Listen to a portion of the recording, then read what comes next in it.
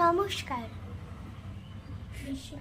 বিশ্বকবি রবীন্দ্রনাথ ঠাকুরের লেখা কবিতা সুখ দুঃখ।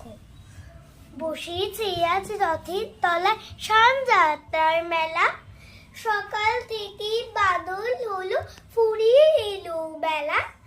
আজকে দিনের মেলা মেশা, যতই খুশি যতই নেশা, সবার চেয়ে আনন্দময় ওই মেয়েটির হাসি।